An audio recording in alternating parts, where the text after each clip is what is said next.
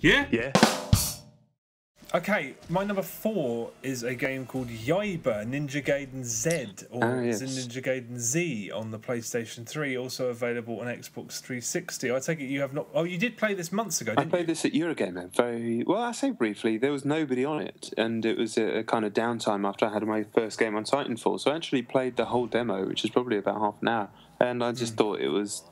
I didn't really know what the game was. I hadn't really heard of it, and I just thought it was like, oh, that's the thing. I have no interest in playing that, but it wasn't awful.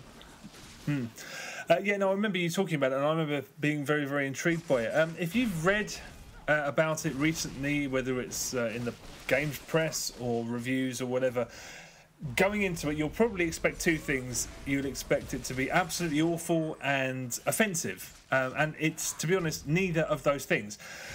The story is just fucking rubbish. You're this dead, degenerate scumbag who gets killed by Hayabusa at the beginning and is a half cyborg, half zombie. I mean, it's just rubbish. The combat is really derivative. I mean, X is dash, triangle's punch, square is sword, circle is a sort of God of War flail type wide-ranging move. That's very much a God of War move. L1 is Ninja Vision, which is sort of everything goes infrared to highlight points of interest and ways out. Yeah, I mean, like every game these days. L2 is an execution button, and when you execute people, enemies, you earn health. It's all pretty standard, and in fact, clicking both thumbsticks in, you enter something called Bloodlust mode, where you're more powerful and combos mean. It's a straight lift from DMC. There is actually, there are some fairly neat systems in it. There's one where you can chain executions together. It's really difficult, though, because you have to learn when each and every single one of the sort of animations ends. So you've got like a split second to chain these attacks together. It's really hard because the game's so fast. But that's basically it. That's the game. The thing, I've seen a lot of people describe it as being badly made, or sort of it's really difficult. The combat is constantly testing your sense of timing. The game is exclusively about testing your reflexes. You have to be so fast off the button, respond to every tiny little thing that you see very quickly. So I mean, I've some of the reviews that I read that were really negative. I've just thought I'd love to see video footage of you playing it, because I bet you're fucking it up. Because I didn't have any of those problems. There's also, similarly berated by some people, these lightning quick time event sections, which I didn't fail a single one. They're so fast. Did you do any of those in the demo? Oh, I honestly can't remember. I can remember doing some wall climbing and stuff, but I don't know if that was QTE based. I honestly can't remember.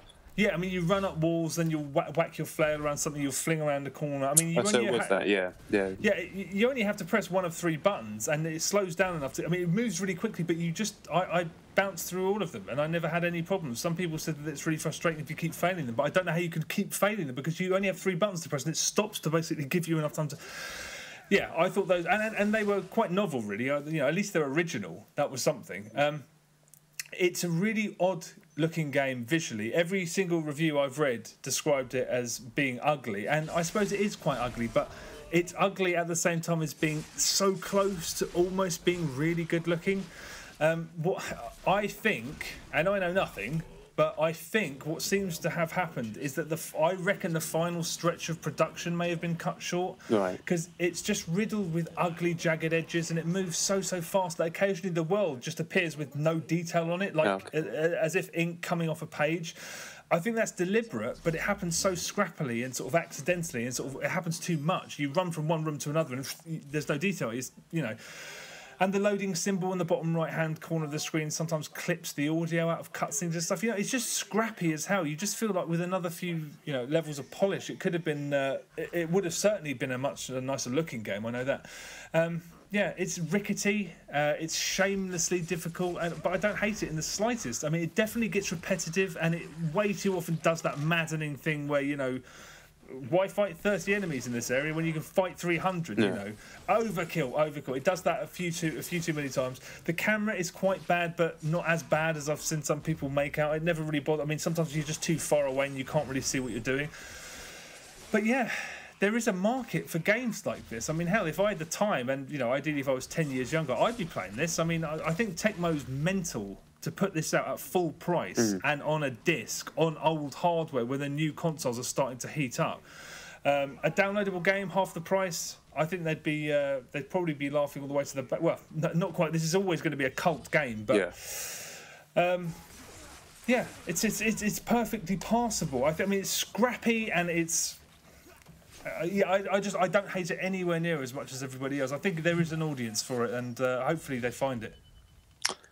Yeah, that's very interesting to hear, because obviously it's probably the most high-profile savaging I've seen in the game for a long time. Really, 2s out of 10 and things like that.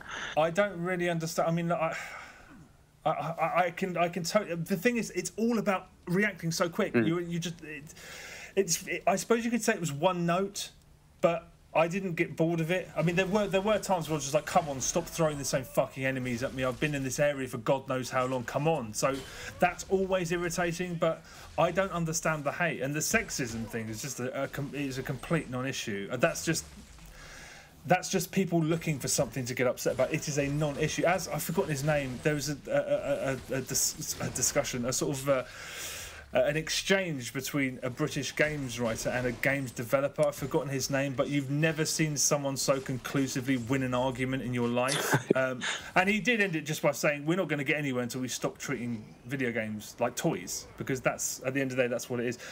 It's just, and it's funny. The whole situation was funny because, I mean, he's just, I mean, when I was playing, I was just like, the guy's just a scumbag. The main character is just a fucking scumbag. You're supposed to think he's an absolute sleazy piece of shit.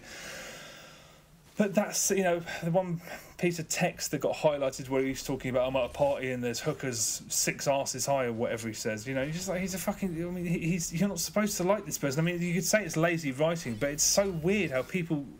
I said to somebody, I said, that sounds like dialogue that you'd hear Matthew McConaughey's character say from Dallas Buyers Club.